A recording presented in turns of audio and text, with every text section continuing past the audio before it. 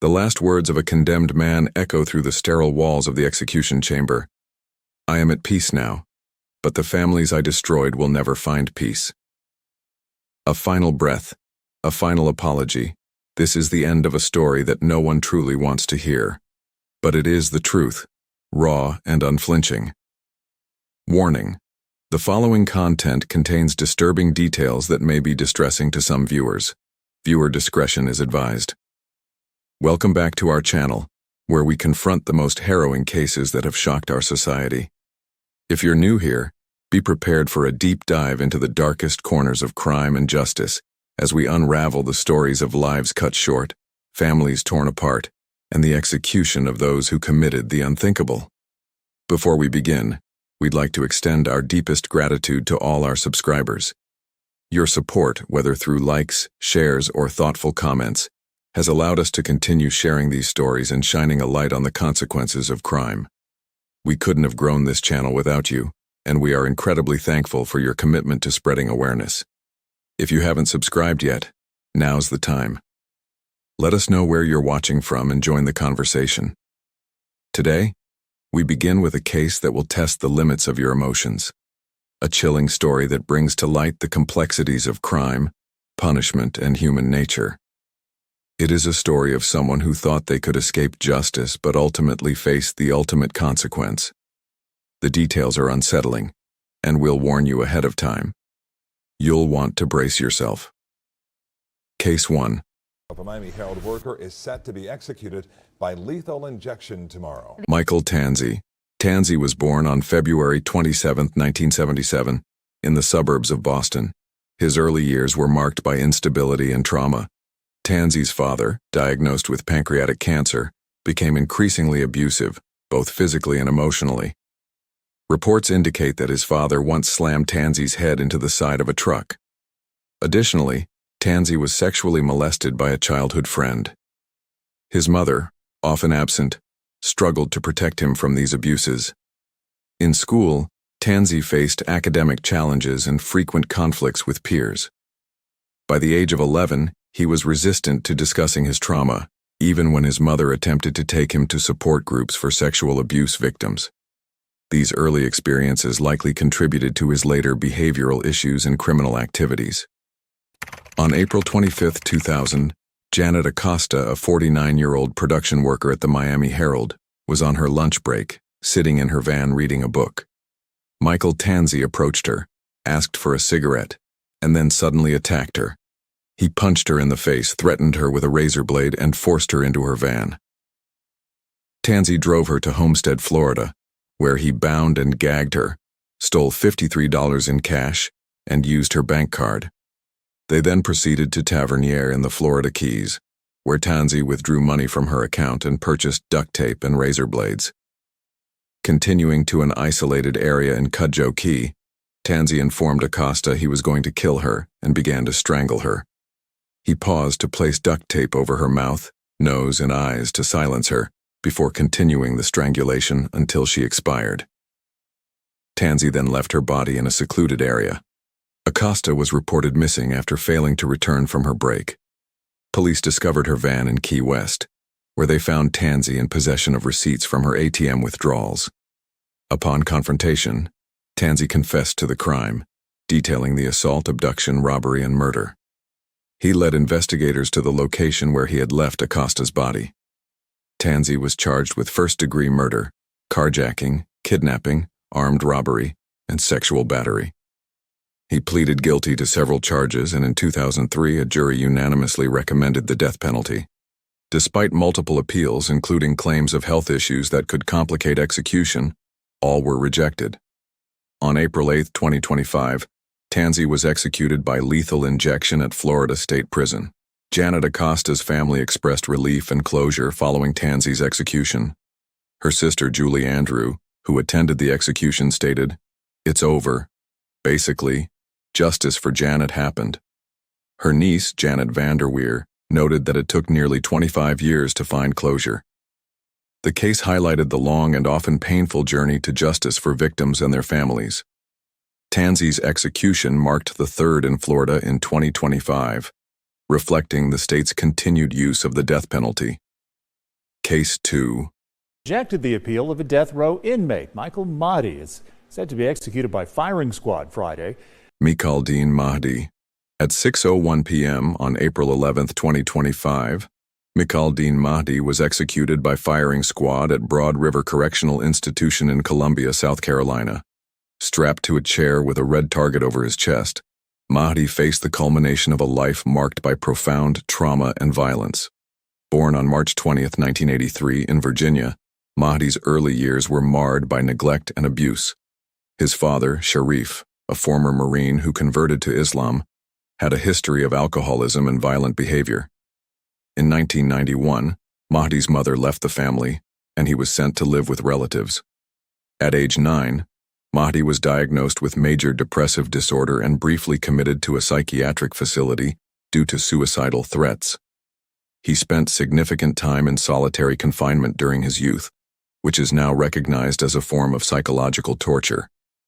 These early experiences likely contributed to his later violent behavior. Between July 14 and 17, 2004, at the age of 21, Mahdi embarked on a multi-state crime spree. The series of events began with a drug deal gone wrong in Virginia, leading to the death of Greg Jones. Mahdi then traveled to North Carolina, where he fatally shot convenience store clerk Christopher Jason Boggs during a robbery. On July 17th, he carjacked a man in Columbia, South Carolina, and fled to a farm in Calhoun County. There, he murdered 56-year-old off-duty police officer James Myers, doused his body in diesel fuel, and attempted to set it on fire. Mahdi was arrested in Florida while driving Myers' stolen truck and was later extradited to South Carolina to face charges. Mahdi's arrest led to confessions for the murders in North Carolina and South Carolina. In 2006, he was sentenced to death in South Carolina for the murder of Officer Myers. In 2011, he received a life sentence in North Carolina for the murder of Boggs. Mahdi's defense team argued that his difficult childhood and mental health issues were not adequately considered during his trial. Despite appeals highlighting these factors, the South Carolina Supreme Court upheld his death sentence. On March 28, 2025, Mahdi chose to be executed by firing squad, citing it as the lesser of three evils compared to electrocution or lethal injection. His final appeal was denied, and Governor Henry McMaster declined to grant clemency. Mahdi's execution sparked debate over the use of the death penalty and the conditions leading to violent behavior. Advocates for reform highlighted Mahdi's traumatic upbringing and the potential for rehabilitation. The execution was carried out by 3 prison employees who volunteered for the firing squad. Mahdi was pronounced dead at 6:05 p.m., approximately 4 minutes after the shots were fired. His last meal included ribeye steak, mushroom risotto, broccoli, collard greens, cheesecake, and sweet tea. The case remains a poignant example of the intersection between personal history, mental health, and the justice system. Case 3. Well, tonight, Texas is carrying out its 3rd execution of the year. A jury found Moisés Mendoza guilty for the death of Rochelle O'Neal Tolson back in 2004. Prosecutors said Mendoza took Tolson from her home in Farmersville and admitted to strangling, sexually assaulting, and stabbing Tolson. Her body was found 6 days later. Mendoza will die tonight by lethal injection at the state prison in Huntsville. Moisés Sandoval Mendoza. Moisés Sandoval Mendoza was born on January 26, 1984 in Mexico. His family relocated to northern Texas during his childhood. Raised in a turbulent environment, Mendoza exhibited troubling behaviors from a young age. Neighbors recalled an incident where he violently pinned down his mother and sister in their front yard. Despite these early signs, Mendoza graduated from high school with decent academic performance and completed approximately 9 months of training in heating and air conditioning after graduation. However, his life soon took a darker turn. In 2003, Mendoza was arrested in connection with 2 aggravated robberies on the Dallas College Richland campus. At the time Rochelle Tolson went missing, Mendoza was out on bail for one of those charges. Just days before the murder of Tolson, Mendoza had attended a small party at Tolson's house with around 15 people. On March 18, 2004, 20-year-old Rochelle O'Neal Tolson was abducted from her home in Farmersville, Texas. Mendoza, an acquaintance from high school, entered her house through an unlocked back door during the night. He claimed that Tollison left willingly with him to get cigarettes, leaving her 6-month-old daughter behind. Mendoza then drove Tollison to a secluded area near his home, where he sexually assaulted her before strangling her to death and stabbing her in the throat. After the murder, Mendoza moved Tollison's body to a more remote location and burned it to hide his fingerprints. Her remains were discovered 6 days later, and dental records were used to identify her. Tollison's disappearance was reported when her mother found the back door of her house wide open and her daughter alone inside. Investigators discovered signs of a struggle and a missing person report was filed. Mendoza was arrested after he reportedly told a friend that he killed Tollison. He confessed to the crime, detailing the abduction, sexual assault, and murder. During the trial, clinical psychologist Mark Vigan characterized Mendoza as emotionally immature and lacking psychological development. The jury also heard evidence of Mendoza's long history of violence against women, including instances of physically assaulting his mother and sister and sexually assaulting a 14-year-old girl. In 2005, Mendoza was convicted of capital murder and sentenced to death. Mendoza's execution on April 23, 2025, was witnessed by members of Tollison's family. In his final statement, Mendoza apologized to Tollison's family, expressing remorse for his actions. He also addressed his own family, assuring them that he was at peace. The case highlighted the complexities of justice, mental health, and the consequences of violent behavior. It also raised questions about the fairness of the legal process and the application of the death penalty. Case 4. Well, today, Governor Ivey is setting the next execution on Alabama's schedule. The window opens at midnight on April 24th for James Osgood. The execution window closes at 6 a.m. the following day. James Osgood. James Osgood, known to friends as Taz, was born in 1970 in Alabama. Raised in a tumultuous environment, he faced early challenges that may have influenced his later actions. His father, a Vietnam War veteran, struggled with alcoholism and post-traumatic stress disorder, creating an unstable home life. Reports indicate that Osgood had a history of substance abuse and mental health issues. Despite these challenges, he had a close-knit group of friends and was known for his sense of humor and loyalty. However, these personal struggles did not excuse his later criminal behavior.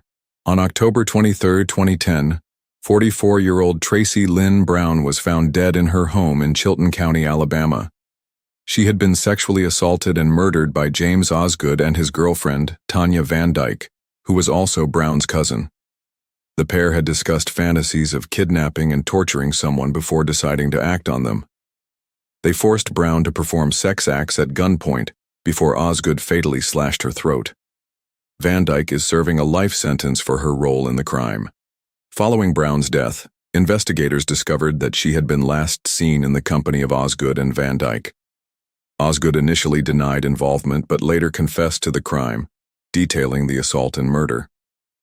In 2014, a jury convicted him of capital murder, and he was sentenced to death. However, the Alabama Court of Criminal Appeals overturned the sentence in 2016 due to improper jury instructions. At resentencing in 2018, Osgood requested the death penalty again, stating he did not want to prolong the legal process for the families involved. He voluntarily waived further appeals in 2024, expressing a desire to complete his sentence. James Osgood was executed by lethal injection on April 24, 2025, at the William C. Holman Correctional Facility in Atmore, Alabama. He was pronounced dead at 6:35 p.m. In his final moments, Osgood apologized to Tracy Lynn Brown, stating, "I haven't said her name since that day. Tracy, I apologize." His attorney, Allison Molman, described him as a man who was more than his worst actions, emphasizing his accountability and remorse. The execution was witnessed by Brown's family members, who chose not to make a public statement. Thank you for joining us in exploring the tragic story of the 4 criminals that were killed in April this year, 2025, and the devastating consequences of their actions.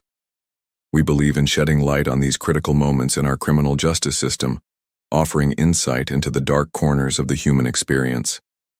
If you found this story gripping, please make sure to hit the subscribe button. Your support helps us continue sharing these important stories, and we'd love for you to be part of the conversation. Don't forget to turn on notifications so you never miss a new video from The Final Hour. Share your thoughts in the comments below. Let us know where you're watching from and what cases you'd like to see covered next. Thank you for being with us today, and we'll see you in the next episode.